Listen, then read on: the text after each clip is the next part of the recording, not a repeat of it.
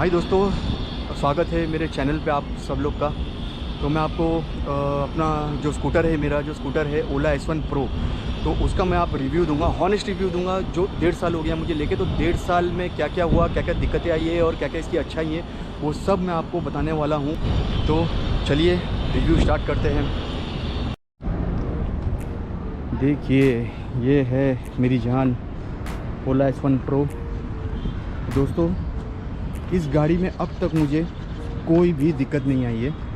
सिर्फ कुछ दिक्कतें अभी अभी आ रही है और थोड़ी बहुत माइनर दिक्कतें आई है। तो सबसे पहला मैंने जो मुझे प्रॉब्लम आई थी जब मैंने ये बाइक ख़रीदी थी, तो उसके 1-2-3 महीने के बाद मुझे इसका प्रॉब्लम आया था। ये जो पैनल दिख रहा है नीचे का, इसका प्रॉब्लम आया था, ये ढीला हो गया था। तो ये मैंने चेंज करवाया। उस टाइम पे मुझे फ्री ऑफ कॉस्ट हुआ। ये मुझे फ्री में मिला। कुछ 700-800 का कुछ ये पड़ा था, लेकिन मुझे कुछ पैसा देना नहीं पड़ा। वो ओला का सर्विसमैन आया, वो आके न्यू लगा के चला गया।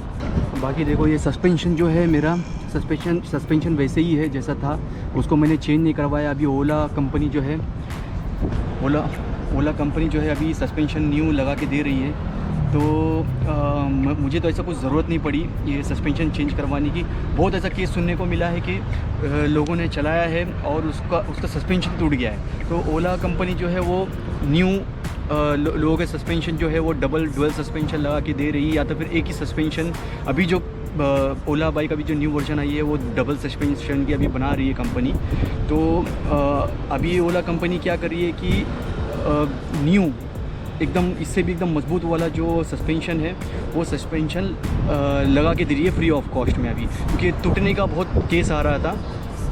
तो लोग जो है, मैं आप लोगों को एक बात बताता हूँ कि अगर आप 50 की स्पीड पे चलाओगे तो 50 की स्पीड पे चलाने से आपको कोई प्रॉब्लम नहीं आएगी। 50, 52, 53 अगर उसमें अगर हुआ तो कुछ दिक्कत नहीं है।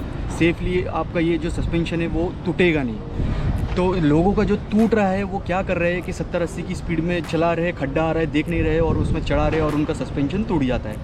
तो मैंने थाने की ऑफिस में मैं जब गया था, ओला एक्सपीरियंस सेंटर गया था, तो वहाँ पर जाके मैंने देखा इतनी सारी बाइक की भरमार थी जो बनने के लिए आई थी। उनमें से कितनों के सस्पेंशन टूटे हुए थे।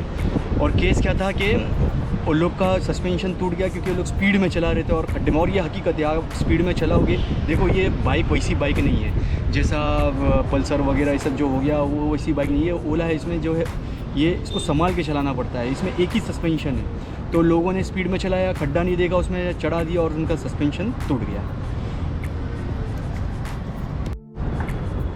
और मुझे अभी तक कोई दिक्कत नहीं आई, क्योंकि मैं 50-55 की स्पीड के अंदर ही चलाता हूँ, उसके ऊपर नहीं चलाता हूँ। मुझे कुछ ऐसा घाई नहीं है कि मैं एकदम स्पीड में चला। हाँ, कभी अगर किसी को ओवरटेक करना रहेगा, मुझे उस टाइम पे अर्जेंसी लगी, तो मैं उस टाइम पे 60-70 की स्पीड में चला देता हूँ 5-10 सेकंड के लिए। फिर मैं अपने नॉर्मल पे आ जाता हूँ 50 की। इसलिए मुझे अभी तक कोई दिक्कत नहीं आई है सस्पेंशन की। लेकिन मुझे अभी तक इसका कुछ मिल नहीं रहा है, इसका अपॉइंटमेंट मिल नहीं रहा है मुझे।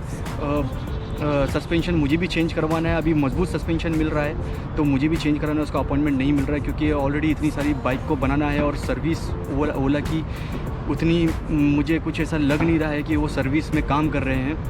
तो ओला वालों को मैं एक ही बात बोलता हूँ, भाविश अग्रवाल जी से मैं एक ही बात बोलना चाहता हूँ कि आप सर्विस पे प्लीज़ ध्यान दीजिए। प्लीज़ आप ध्यान दीजिए।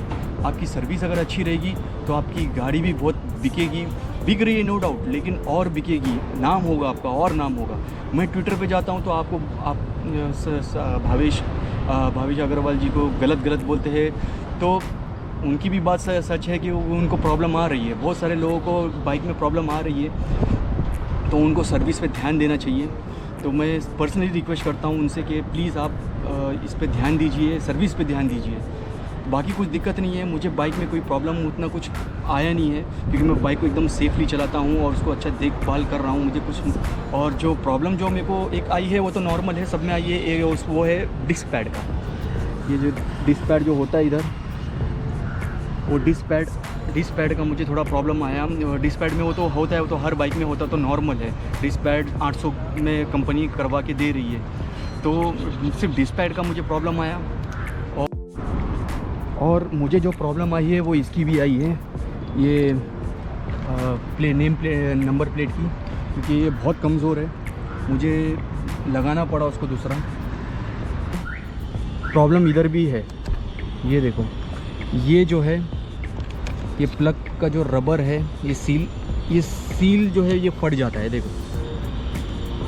और इसका जो चार्जेस है, अगर आप जाओगे ओला एक्सपीरियंस सेंटर में तो 500 रुपये कुछ ऐसा चार्जेस मुझे ऐसा बताया गया था। दोस्तों देखो, मैंने जिस टाइम पे ये ख़रीदा था उस टाइम पे ओला का नाम बहुत ख़राब था, क्योंकि जलने का बहुत केस आ रहा था। तो उस टाइम पे मैंने ये ख़रीदा था और रिस्क पे ख़रीदा था, और मैंने ऑनलाइन पेमेंट किया था, कैश पूरा। तो मुझे जो पड़ा है, इसका जो रेट पड़ा है मुझे कुछ 1,40,000 या 1,40,000 में मैंने ख़रीदा था। लेकिन कंपनी ने मुझे 20,000 वापस, सॉरी 20 नहीं 15,000 मुझे वापस किया है। तो मुझे एक्चुअली में ये पड़ा है 1,25,000। तो कंपनी ने जो बोला था वो तो वादा निभाया है, पैसा तो मुझे आ गया है बैटरी चार्जर का। और देखिए दोस्तों, अभी जो अपडेट हुआ है सॉफ्टवेयर, ये किधर गया सिस्टम अपडेट, देखो ये स्कूटर जो है वर्जन 4 अभी मुझे अपडेट हुआ है। लेकिन इसमें एक प्रॉब्लम आ रही है मुझे, उसमें मुझे ये प्रॉब्लम आ रही है कि अचानक में हर 1-2 दिन में मुझे इसको रिबूट करना पड़ता है, मुझे रीसेट करना पड़ रहा है। कभी एकदम बंद हो जाती है स्क्रीन जो है, ऑटोमेटिकली एकदम ऑफ हो जाती है, और कुछ 5 मिनट के बाद ये चालू होती है, या फिर इसको रीसेट मारना पड़ता है तभी चालू होती है। तो सॉफ्टवेयर का दिक्कत है क्या, मेरी स्कूटर 1.5 साल पूरा 1.5 साल हो गया है क्या, उसका हो रहा है, लेकिन मुझे कुछ समझ में नहीं आ रहा है। लेकिन जब से मैंने ये सॉफ्टवेयर अपडेट किया हूँ तब से मुझे ये प्रॉब्लम आ रही है, हर 2 दिन में मुझे रीसेट करना पड़ रहा है। पहले वाला जो था सॉफ्टवेयर, उसमें हफ्ते में 2 हफ्ते में मुझे रीसेट करना पड़ता था, लेकिन अभी प्रॉब्लम ये है कि हर 2 दिन में मुझे रीसेट करना पड़ रहा है। तो हो सकता है ये सॉफ्टवेयर की वजह से हो रहा है, तो मुझे कुछ समझ में नहीं आ रहा है। बस ये एक दिक्कत आ रही है सॉफ्टवेयर की कि मुझे रीसेट करना पड़ रहा है बार बार। और अब तक मुझे मोटर का भी कुछ प्रॉब्लम नहीं आया, मोटर बहुत अच्छा है, नो डाउट। बाकी और कोई दिक्कत तो नहीं हो रही है। लेकिन अभी एक नया वर्जन आ रहा है, वो अभी अच्छा वर्जन आ रहा है, जो अभी जो जनरेशन आ रहा है ओला S1 Pro का, तो उसमें डबल सस्पेंशन लग रहा है। और ये देखो प्रॉब्लम ये भी था, ये देखो ये अभी जो ये आ रहा है ये फ्लैट आ रहा है, ये तो ये अच्छी बात हो गई है। तो आपको अभी जो स्कूटर आप जो भी खरीदोगे तो आपको ऐसा ये फ्लैट फुट रेस्ट जो है वो आपको फ्लैट मिल जाएगा, तो इसका कोई दिक्कत नहीं होगा। ऐसा अगर कंपनी पहले सोचती तो बहुत अच्छा होता, मेरे लिए भी बहुत अच्छा होता। बट ठीक है, मैं एडजस्ट कर लेता हूँ, कोई दिक्कत नहीं हो रही है मुझे। बाकी और कुछ नहीं है, बाकी सब ठीक ठाक है। तो बस मैं दोस्तों मैं आप लोगों को ये बोलना चाहता हूँ कि आप इस पर ड्राइविंग करोगे तो कोई ऐसा रैश ड्राइविंग मत करो। देखो अगर आप रैश ड्राइविंग करोगे तो बैटरी पे भी दिक्कत आएगी, और आपका जो बैटरी का जो एज होता है वो भी घट जाएगा।